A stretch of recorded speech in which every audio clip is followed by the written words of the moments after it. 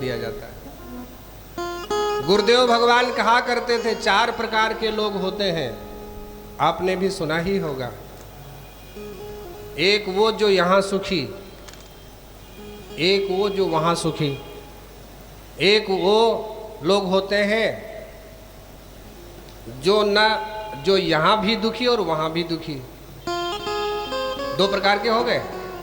तीसरे प्रकार के वो होते हैं जो यहाँ तो सुखी पर वहाँ दुखी। और चौथे प्रकार के वो लोग होते हैं यहाँ दुखी हैं पर वहाँ सुखी है, सुखी होते हैं। इसका क्या मतलब है? बोले जो पहले पाप करके आया है पूर्व जन्म में, वो इस जन्म में पुण्य कर रहा है, दान भी कर रहा है, कथा भी सुन कर रहा है, परिक्रमा भी लगा रहा है, गंगा भी नहा रहा है, फिर भी उसके जीवन में दुख आ रहे हैं, दुख नहीं मिट रहे हैं। और वही दूसरा व्यक्ति कुछ नहीं कर रहा, दिन भर जुआ खेलता रहता है पार्क में, बोतलें ढक्कन पे ढक्कन खुल रही है, हफ्ते में 1 आध दिन नहा लेता होगा, नहीं तो भी नहीं। बिस्तरे में सब कुछ खाना पीना और अब महाराज सब सारी गंदगी का अंबार घर में भरा पड़ा है, कमरे में देखो जाके। और लक्ष्मी गाड़ी, कई गाड़ियां दरवाजे पर खड़ी हैं और बड़ा सुंदर कोठी बंगलाकार सब कुछ है, लेकिन करता कुछ नहीं, सत्कर्म के नाम पर कुछ भी नहीं है। ऐसा क्यों? एक धर्म कर्म सत्कर्म पूजन पाठ तप साधना सब कुछ कर रहा है लेकिन फिर भी दुखी है, और दूसरा कुछ नहीं कर रहा है और भी सुखी है। आपने भी अपने अगल बगल समाज में ये सब देखा ही होगा। इसका क्या कारण है? इसका कारण है जो आज दुखी है पर बुरा कर्म नहीं कर रहा है, अच्छा काम कर रहा है। तो जो आज दुखी है वो अपने पिछले जन्म के पापों को भोग रहा है दुख के रूप में।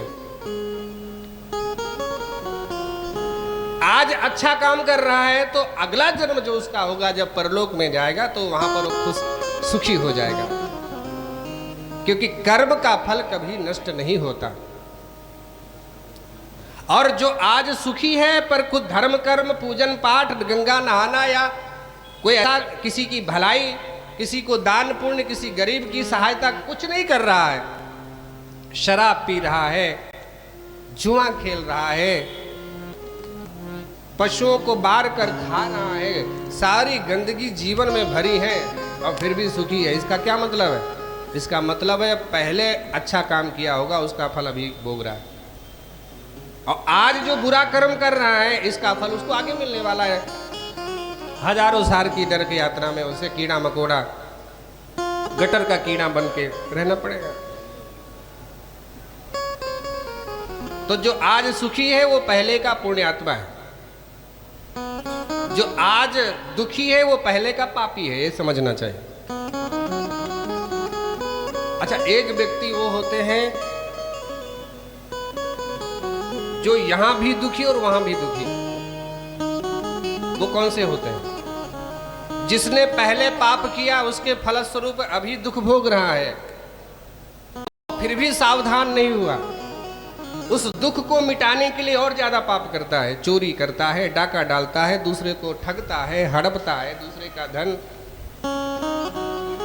बुरी नजर से देखता है, शराब भी पीता है। तो शराब क्यों पीते? तो बोले तनाई मिटाने के लिए, तन्हाई मिटाने के लिए, चिंता मिटाने के लिए शराब में। ऐसे बेवकूफ लोग हैं, कहते हैं शराब में पी लेते हैं तो चिंता नहीं रहती। कहीं रोड के किनारे नाली में पड़े मिलते हैं, वहां चिंता उनकी मिट रही होती है। तो पहले के पाप के फलस्वरूप अभी दुखी और फिर पाप कर रहे हैं तो आगे भी उनको दुख ही मिलना है, नरक ही मिलना है। वो यहां भी दुखी और वहां भी दुखी। चौथे प्रकार के व्यक्ति वो होते हैं जो यहां भी सुखी और वहां सुखी। पहले अच्छा कर्म किया तो आज उनको सुख, समृद्धि, संपत्ति, यश, कीर्ति, मान सम्मान सब कुछ मिल रहा है, और इतना सब कुछ मिलने पर भी बावड़े नहीं हुए। ज्यादा धन आने पर गुरुजी कहते थे अर्थ के आने पर 14 अनर्थ आ जाते हैं। ये सब आप सत्संगी सुने सुनाए हैं, हम भी सुने हैं आपकी तरह। अर्थ आने पर 14 अनर्थ आ जाते हैं। सबसे बड़ा अनर्थ गुरुजी कहा करते थे सुरा और सुंदरी वाला सबसे पहले प्रवेश करता है। तो जिसके जीवन में धन संपत्ति पान प्रतिष्ठा पद सब कुछ मिला और फिर भी वो सात्विक है, उसका मन केंद्रित है साधु संतों ब्राह्मणों गुरुजनों देवताओं पर, अपने सनातन धर्म के रीति रिवाजों पर नियम पर गंगा यमुना पर श्रद्धा रखता है, सनातन की संस्कृति को सम्मान पूर्वक निभाता है, तो वो आज भी सुखी है और आगे चलकर भी वहां भी सुखी होगा, वहां भी सुखी होगा। गोस्वामी जी ने कहा है कि कर्मो प्रधान विश्व रचि राखा, जो जस करे सो तस फल चाखा। एक कर्म प्रधान भूमि है भारत भूमि।